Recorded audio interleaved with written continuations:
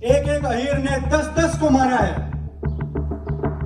मैं आज सबसे आग्रह करना चाहूंगा कि रेजिमेंट की इस युद्ध में एक एक अहीर 10-10 को जोड़ेगा और एक दिन हम खेड़ की तोड़ा पर 1 करोड़ से ज्यादा यादव इकट्ठा हो जाएंगे और उस दिन हम उस संसद को जेलियों से पार करने वाली में लग के रख देंगे।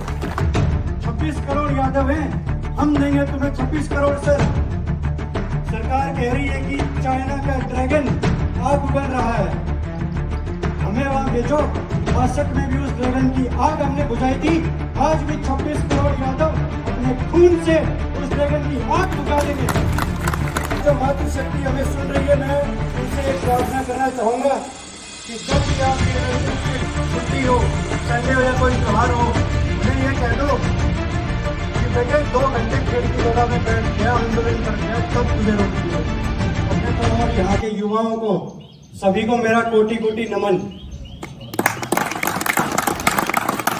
अहीर रेजिमेंट का आज ये जो मुद्दा चल रहा है, ये इतना उछल चुका है कि मेरे को नेवी के एक अफसर ने मैसेज करके पूछा कि तुम यादवों में क्या स्पेशल है कि तुम अपनी रेजिमेंट मांग रहे हो। हमने भी उनसे कह दिया कि करनाल का युद्ध, नसीबपुर का युद्ध, रेजांगला का युद्ध, हाजी पीर का युद्ध, 71 में हमारी भागीदारी, फौज के अंदर हमारी भागीदारी, कारगिल का युद्ध, इन सब के बारे में पढ़ लो, तुम्हें पता लग जाएगा यादवों में क्या स्पेशल है। और अगर फिर भी समझ में ना आए तो योगीराज श्री कृष्ण की भगवत गीता उठा के पढ़ लेना, और ज्यादा जानना हो भागवतम पढ़ लेना, उससे ज्यादा जानना हो तो महाभारत पढ़ लेना, तुम्हें पता लग जाएगा कि हमारे अंदर क्या स्पेशल है। यह मुहिम पिछले 40 सालों से चल रही है। 40 साल से हमारे पुरोधा इसके लिए लड़ रहे हैं, सरकारों से अलग अलग तरीके से गुहार लगा रहे हैं। हम सुप्रीम कोर्ट गए, हम नेताओं के पास गए, पत्र लिखे, बहुत आंदोलन करे।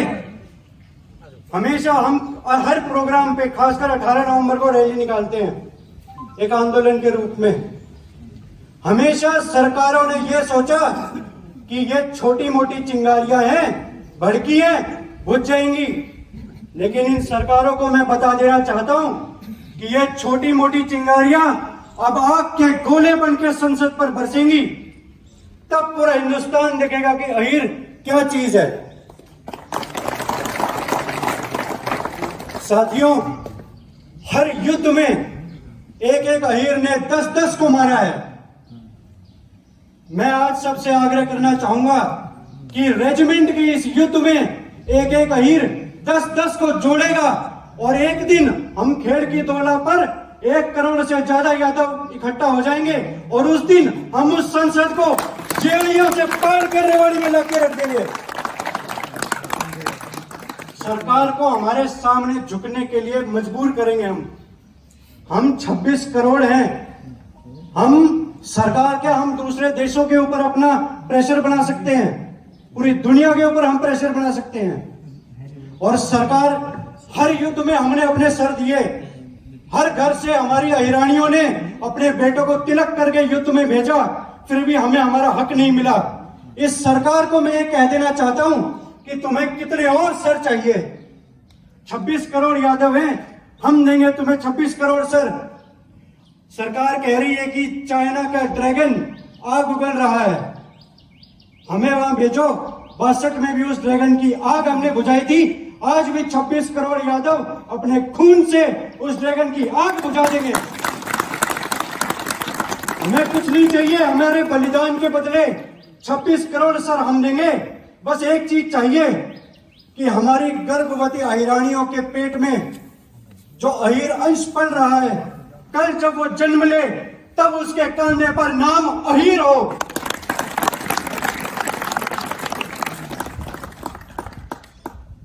साथियों, हर ब्रांड की पहचान होती है उसका लोगो,